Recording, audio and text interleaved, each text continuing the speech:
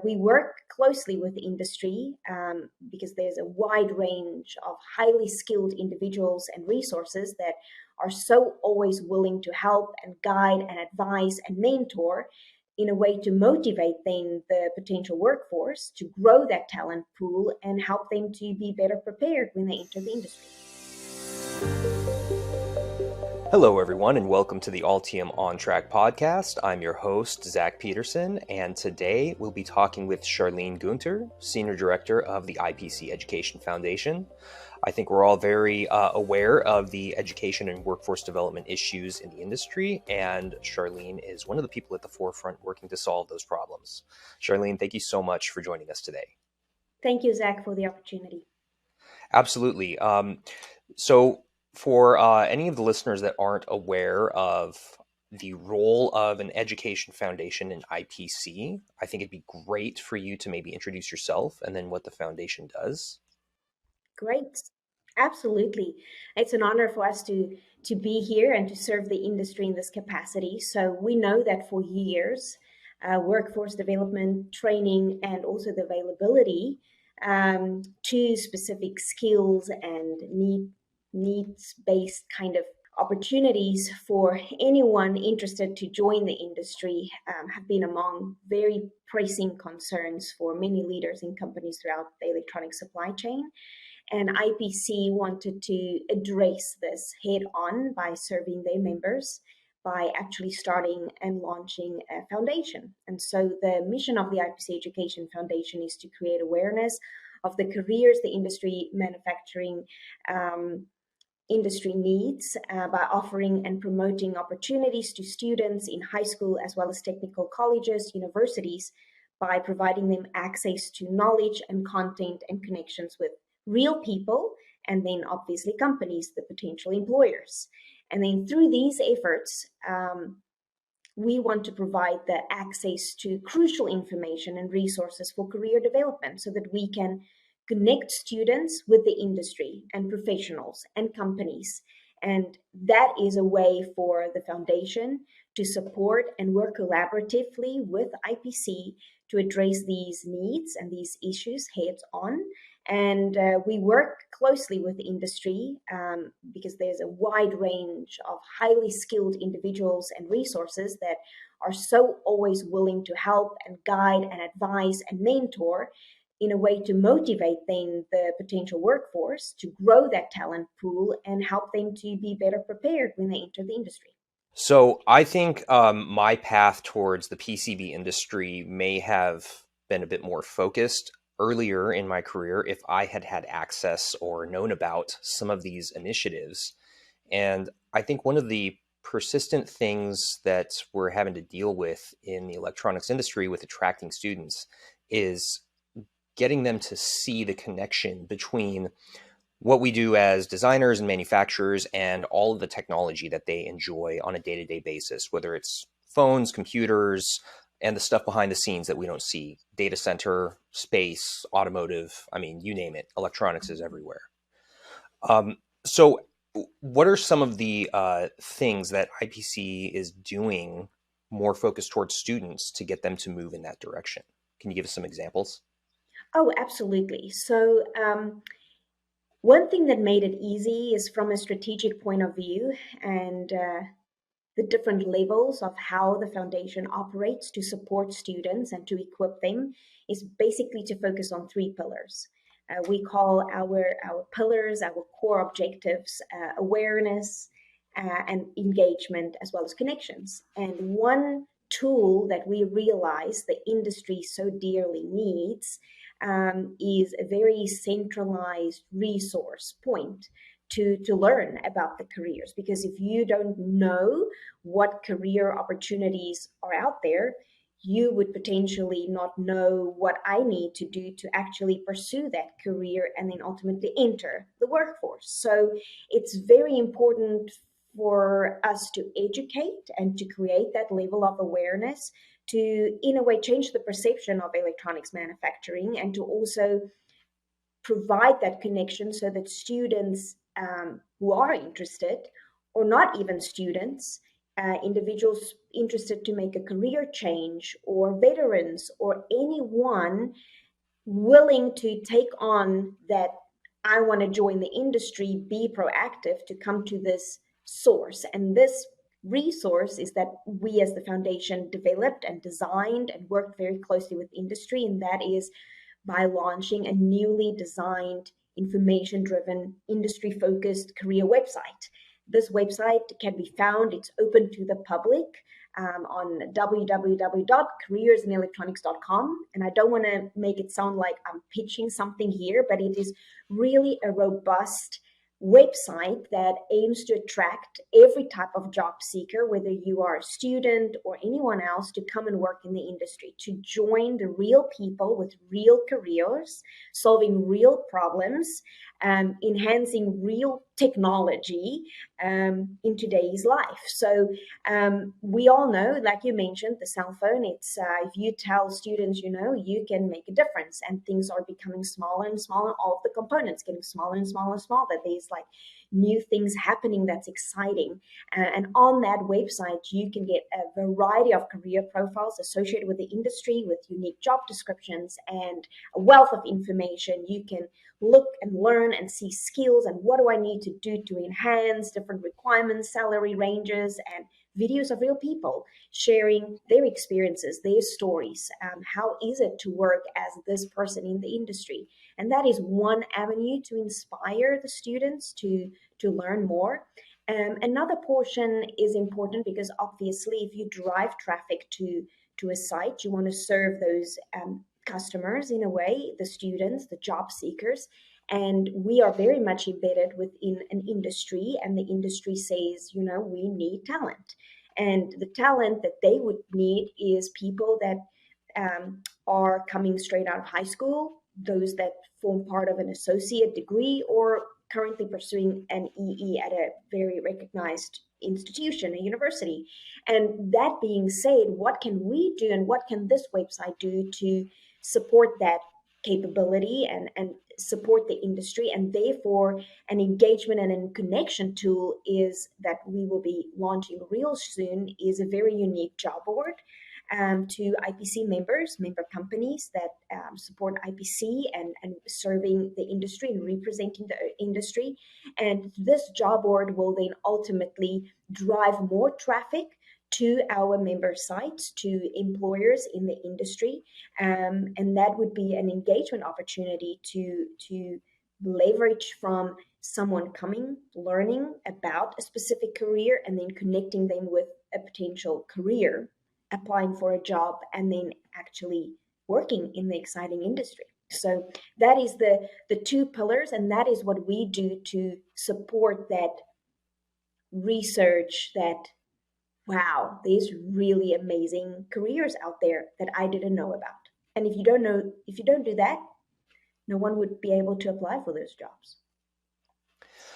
So I think students respond well when you bring up kind of the end applications and you start talking about things that they're familiar with, things like, like cell phones, let's say.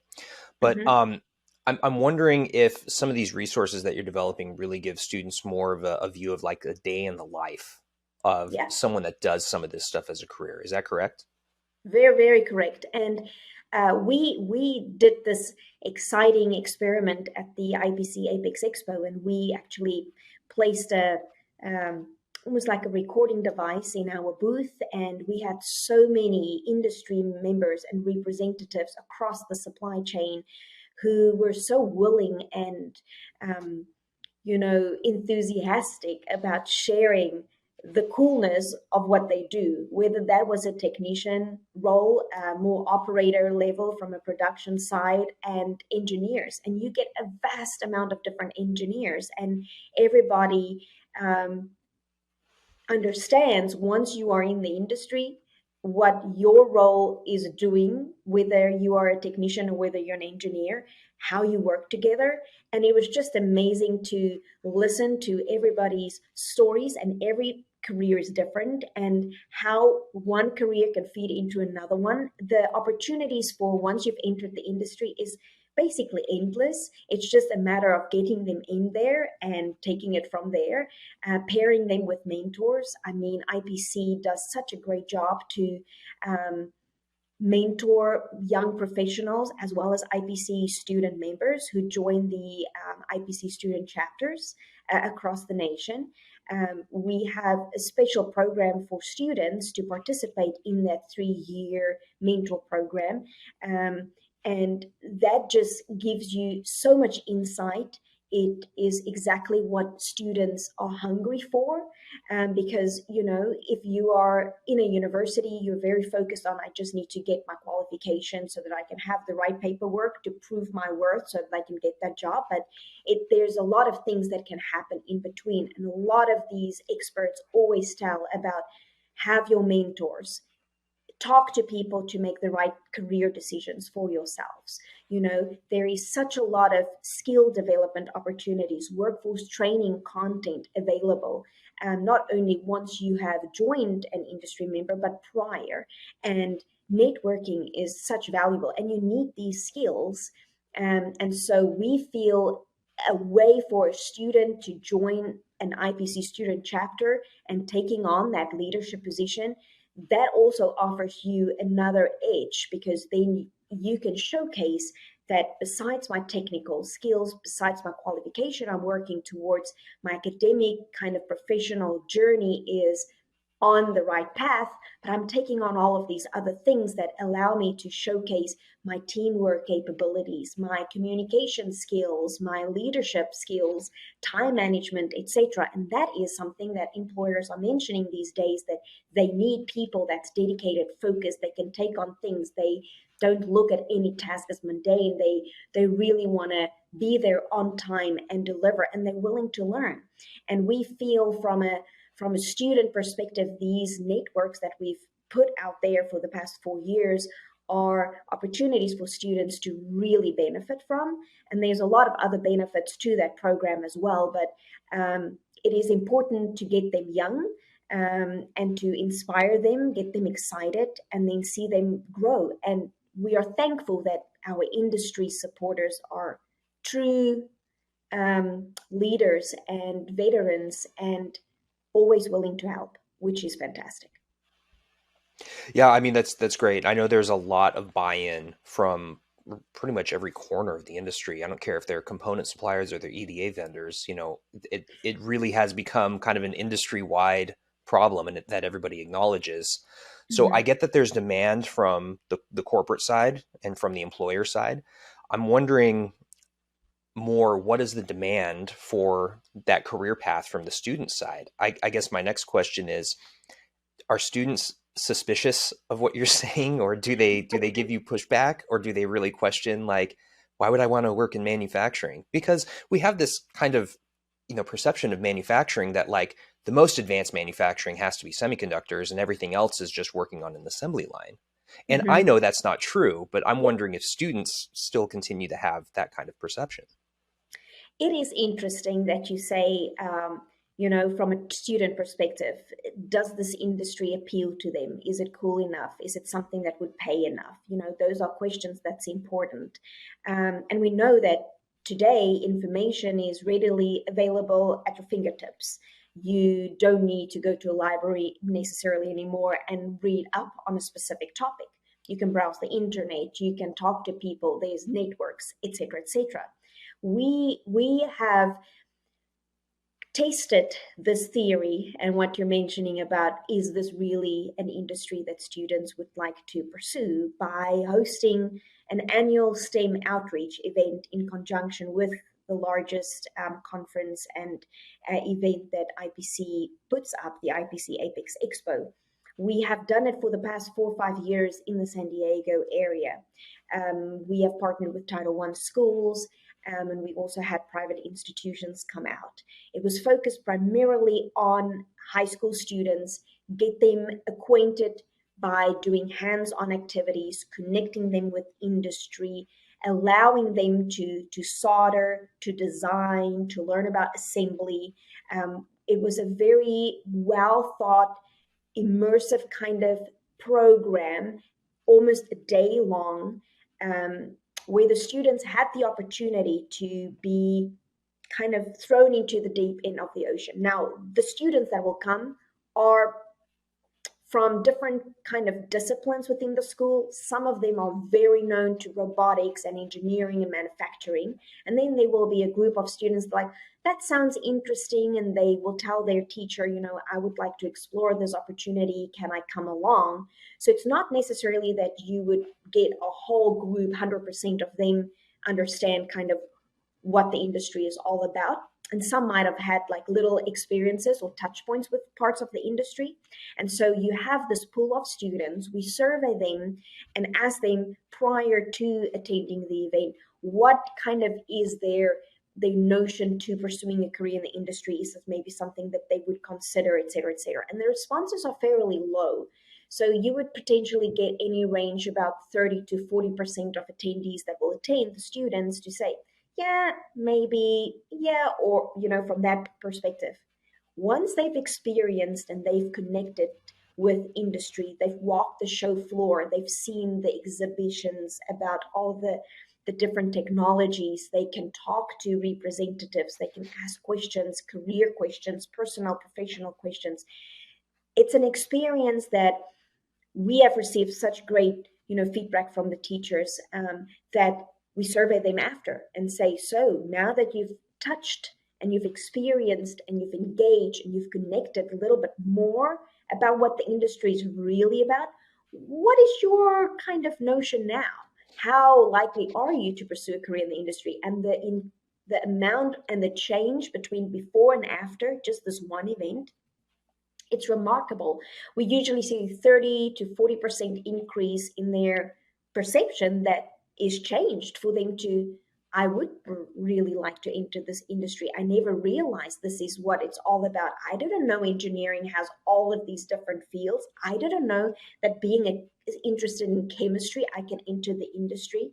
So we have proven that, and it just shows if you don't necessarily create the necessarily awareness, making people realize what it is all about, you're just going to continue with that spiral and with that perception of idea that students might not consider, but actually they do once they've experienced it. That's great to hear that seeing really is believing. And Yeah. I've always felt that the more tangible we can make some of those outcomes, the more successful we're going to be at getting the next generation of students involved. But one question I have here is, you brought up the background or the approximate background, I guess, of students. And, maybe they've, heard about robotics or they're interested in things like that. And so I think that attracts them to these kinds of events. But I'm wondering, how much or what can be done to attract a different group of students who maybe never saw themselves working in a technical industry, and in their career they might not necessarily be classified as, I'm going to use big air quotes here, but technical people, whatever that is supposed to mean. People who may fill not necessarily technical roles, but still equally important roles in companies and within the industry at large. What does their response look like? We know that that's important, and it's important for students to also know, as well as parents, mentors, teachers, that having the technical skills to pursue a specific career within this industry, you would definitely think it's very focused on that. But the industry is still, filled with companies with people who does resource allocation, who manages, logistics, supply chain, the marketing side of it. So it's important for them to also understand that you will not necessarily work with the same people that you work with on the shop floor or the show floor or in a facility. You would also need to engage with other people who would potentially not necessarily understand all the technical aspects part of that industry. So we actually built in a program at the STEM event to open it up to students who are interested in the industry, but they don't necessarily want to pursue a career as a technical side of it, but rather write about it, talk about it, cover it. the stories about it. And so we actually had a group of students that participated in the STEM event who were focused on the journalism, the film type of content generator kind of majors. And they had a blast because it was having them look at the industry in a different way and then learning at the same time the very cool acronyms like a PCB board and what is an SMT line. And that was really fascinating to them. So that was something that we tested this year and we really had a great response. That's great to hear. Because I think there is kind of this perception among students who maybe get into a or get into maybe a 4-year degree program, let's say, that that the 4-year degree program is their way to progress Mhm. socioeconomically or financially or whatever the case may be. But I think the data as far as the ROI on an electronics or engineering degree versus maybe some other degrees really speaks for itself. And so it's good to hear that students are realizing that they can get into a technical field without having to be like a hardcore technical person. They can Yeah, get into, the electronics industry without being an electronics engineer. I think that's been exactly. really tough to overcome because, when I was younger and in university, um, I think people felt like, well, I don't have any technical skills, so I shouldn't pursue a career in that direction. So I'm going to get my humanities degree and figure it out. And I think some people still do that, but I think that's been a big challenge to overcome, not just with the electronics industry, but higher education generally. Yeah, very true. And it's important to know that, with the skills gap and the demand of the industry saying we need talent, we need people, we need willing people and people that's willing to even come and learn, it definitely needs to send a message that if you don't necessarily even have all of the skills, you can get trained. The industry is embedded in that mindset that we can train you on the job, you know, and we know that the industry currently needs a variety of skills. People coming from various professional qualifications and even with very limited level of real experience. So no matter your experience, no matter the way you enter the industry or your current career path, there is definitely opportunity for you in the industry. And I think the more that we can create awareness about that, the better it would be with ultimately results at the end of the day.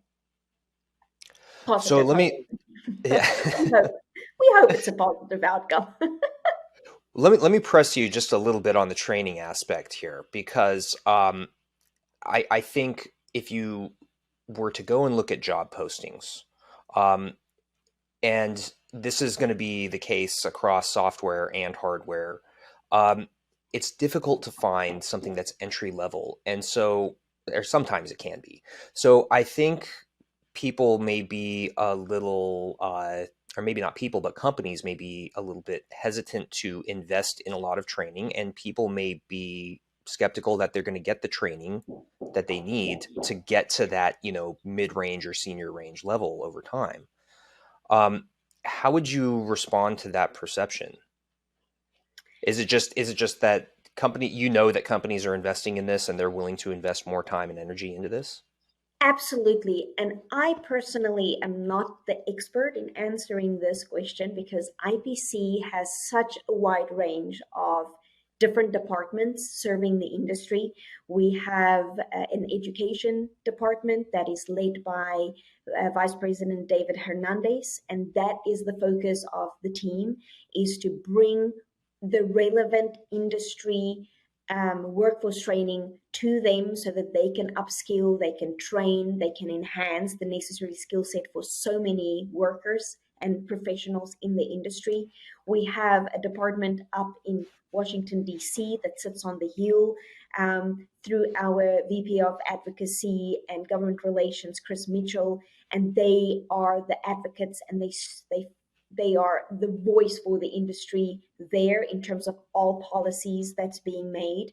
And I know that there's so many other touch points. So if you really want the true answer on that, I would advise that you reach out to that department and ask them directly, because they have all of the data, all of the intelligence, the success stories from industry members doing this. And you can definitely hear it straight from the horse's mouth. Okay, great. Well, I guess I'll have to reach out then. That's great to hear, though, that you guys are Definitely. actually. Oh, I mean, that's great to hear that you guys are tracking all of this, because someone from the outside looking in who is Yeah. you know concerned about the survival of all of that tribal knowledge that's been accumulated over the last several decades. Yeah. I Yeah. I worry that we're doing enough sometimes, and so that's great to hear that there is someone or a group of people who are focused on this. Um, Absolutely. yeah. One thing I want to bring up, this is with regard to both what happens in higher education as well as student perceptions of the electronics Hmm. industry. Um, I've said this a few times on the podcast, but when I was younger, and when I was doing my bachelor's and then later my master's, Yeah. um, whenever someone talked about electronics, it was always semiconductors, always. And at the time, especially when I had finished my master's and then kind of went on to starting for my PhD, um, Hmm. when at that time, all of the focus was on like, how are we going to get over the next hump of Moore's law? These are really challenging problems, and there were a lot of physics-based problems. And me being a physics guy, I was so interested in that. And we I think we kind of compete with the semiconductor industry for talent because of that. And engineers want to solve these really, grand and hard problems. And so I think the semiconductor industry has done a good job of attracting a lot of talent over the past couple of decades because they are so good at communicating these really hard challenges. So what can we do to get some of that great talent coming out of universities to come over to the PCB and electronics manufacturing side of things, rather than all of it getting sucked into semiconductors? I still say let's get back to the core. What is it that the industry needs? The industry needs a wide range of talent across the entire supply chain, and there is definitely a career path for everyone. Um, what we need to focus on is creating that, and it's almost like I'm repeating myself, that awareness of the vast majority of career paths available to people out there. And I understand that, yes, there is different fields within the manufacturing industry and within electronics that is very focused. You can even look at PCB design. You can look at just the skill set of being able to solder. You mentioned the semiconductor industry. All of them play an important role in the entire industry. And we need expertise and we need talent across all of them. That being said, if we work together and we promote the industry to the best of our ability, we can definitely have the talent that the industry needs. I mean, every every aspect of training, creating awareness, connecting them with talent, every part of that is valuable and it can make an impact. We just need to figure out what can we do to allow us to serve the members invested in this to the best. What can we do? And if this is a way for us to do it by showcasing them, connecting them, engaging them with talented people looking for them, then word of mouth will spread and we can have and leverage the success stories. And we've had success stories like that. Um, just on a university level, there is so many students that host speaking opportunities, go on facility tours, do webinars and workshops to spread the word of the industry, and they get almost hired on the spot by the person from industry coming to share about the industry. So um, it is fantastic to see, and I think if we can promote that, promote the successes, whether it's even small successes, I think there's proof in that. from my personal perspective. I believe you. You brought up the university aspect. Hmm. I think one of the trend that I just mentioned with, over the last couple of decades where, maybe our side of the industry has been a little lax on getting the talent we need. That has partially been driven by what happens in academia, where they have, for so long catered their coursework more so to the semiconductor and computer science and computer programming and those kinds of technical disciplines rather than to electronics manufacturing, whether it's boards or components, and then electronics design and specifically PCB design. So the university has kind of helped create this.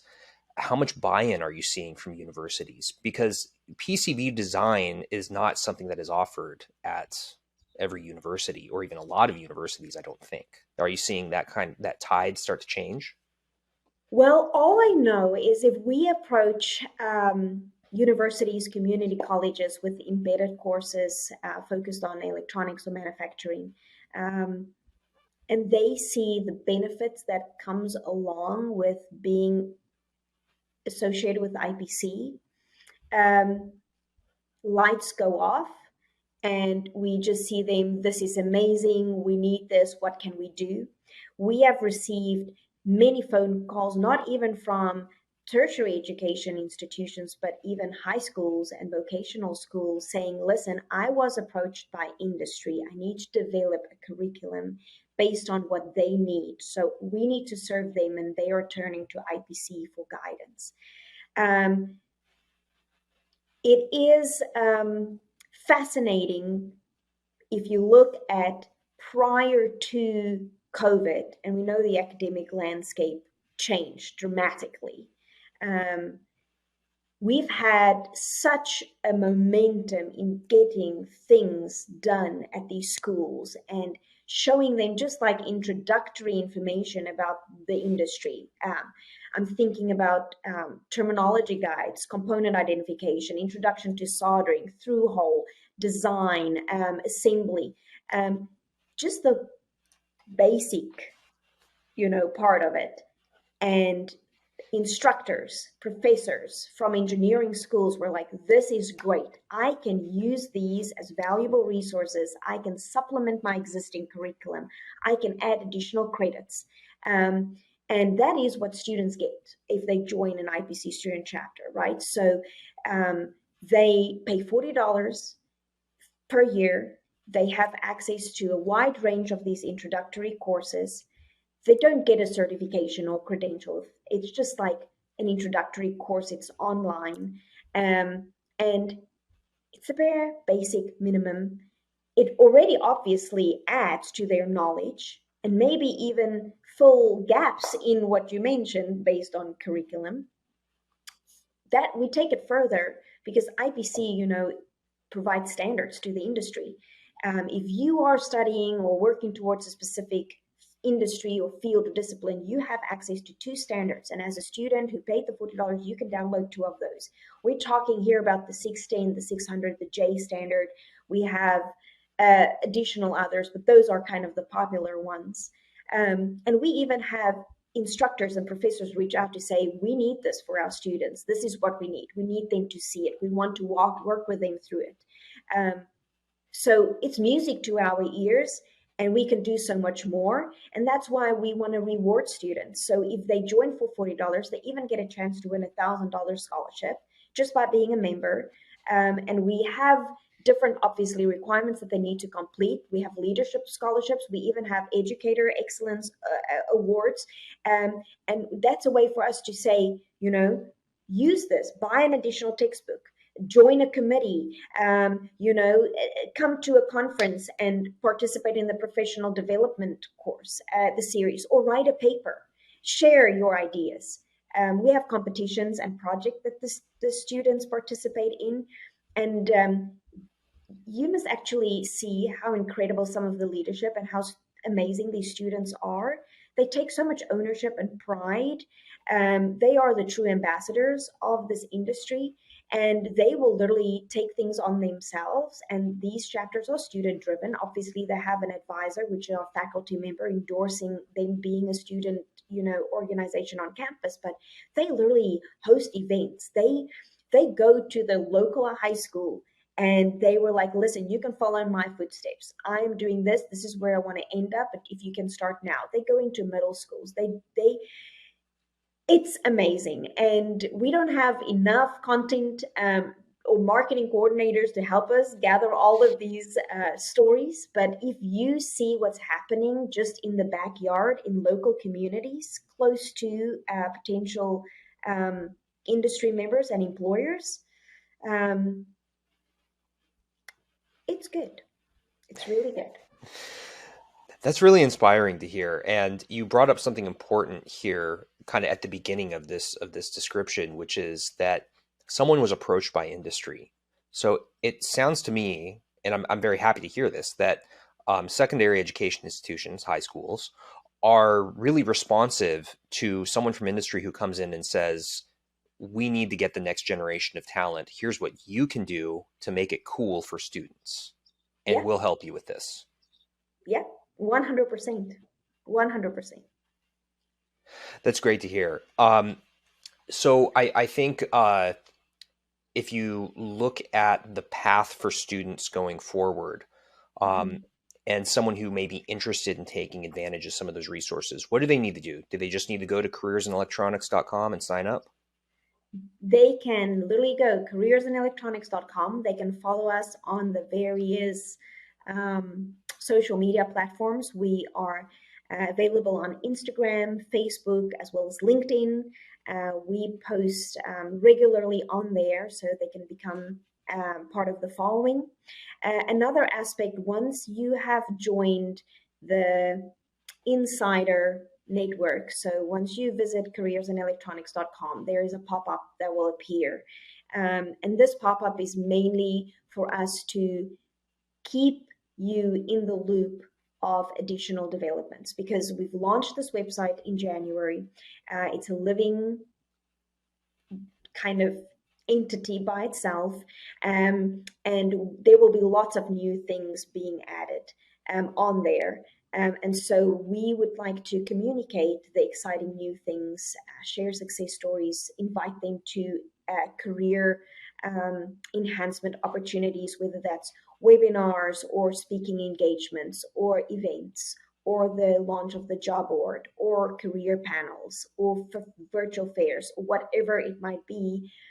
That would be a way for anyone, whether you are a parent, a teacher, a mentor, a career counselor, a student in high school or post high school.